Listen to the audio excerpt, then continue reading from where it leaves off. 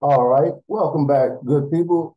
Today is August the 14th, 2023. I really don't like saying the dates too much. A lot of times I can replay videos and no one will ever know what the date was actually when I recorded them, right? So I scratch that. Anyway, welcome again. My name is Larry James. My company is Speak with Larry, no spaces. My website is speakwithlarry.com. And my email, if you ever want to reach out to me, is lowercase Larry5969 at sbcglobal.net. Now, today I want to talk about something that uh, many commercial real estate investors already know about. But if you were like me, who was a beginning, I'm still a beginner. I don't know how long it takes for you to actually be experienced, but I'm not experienced. I'm just really kind of gaining the knowledge. I'm in that phase right now. And it's a lot to learn, and it's very interesting stuff to me because I'm a person who loves to make what I don't know what I know, especially if I'm interested in it, right? And this is something that, on a scale from 1 to 10, has my interest at like a 10. So I'm going to be with it until I master it because that's the type of person I am. But I want to talk about what's called a LOI. Have you ever heard of a LOI? Are you familiar with what that is? Well, good. Let me tell you what that is then. That's a letter of intent. Now, what is a letter of intent, Larry? Glad you asked. A letter of intent is a 1 to 2 page document that allows you, yes, you to make offers on a piece of commercial property without all the 20 or 15 pages of a normal contract. Because a normal contract, which is called a purchase lease agreement, normally is 20 pages and less. So without having to go through all that, you can just submit a letter of intent. Now, let me tell you a couple of things about a letter of intent. Okay.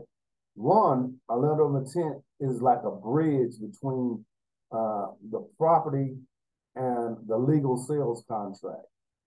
The letter of intent is a way for making an offer in a very simple way to get the basic terms out on the table for the seller. So the seller is aware of what you're offering. And a letter of intent is used to get the seller to come into agreement with you on the basic terms so that later you can negotiate all the terms in the sales contract because uh, one, a letter of agreement is not legally binding. What does that mean, Larry? That means you can't use that to sue somebody. You can't use that to say he signed the contract. It's not legally binding.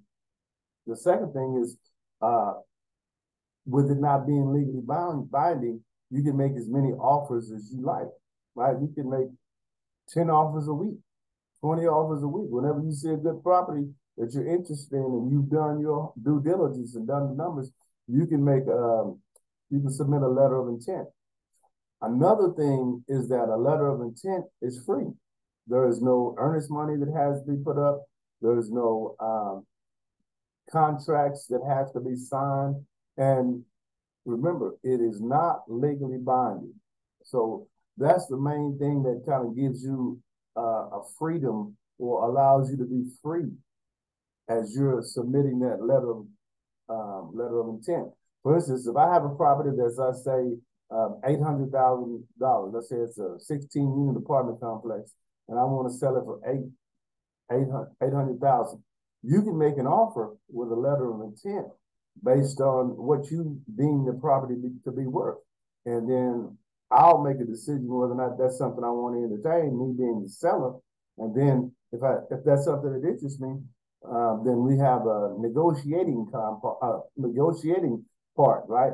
If I'm not interested, I'll just say no, I'm not interested. Thanks, and we'll see you later when you can raise your price, or if you can't, you just have to go to the next one. But a letter of intent is a very good tool to have because the first thing is purchase sales agreement. That's what would you would transfer the information that you gather from the letter of intent to the purchase sale contract when you decide when you make a decision to buy the property or the seller makes the decision to sell the property. But don't get discouraged because you're going to get turned down a lot. That's what that is. It's not, you're not going to get all the deals you submit, but all the deals you submit are not going to be turned down either. So just keep your mind open and when you're viewing a property and make a decision based on, you know, the numbers and, you know, whether or not that's something that you feel like you can fit into your budget or your system because you don't want to be making a lot of, you don't want to be putting yourself in a lot of situations where you are not able to handle the situation you find yourself in, right? You don't want to have to commit everything to a deal that is not a win-win, right? You want to make certain that you've done your homework, and when you've done your homework and you're satisfied we have a goal, then you step out there and make the move. Okay?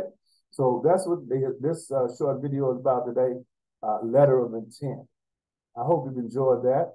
And if you have, like, share, comment, and I'll see you guys later in the week.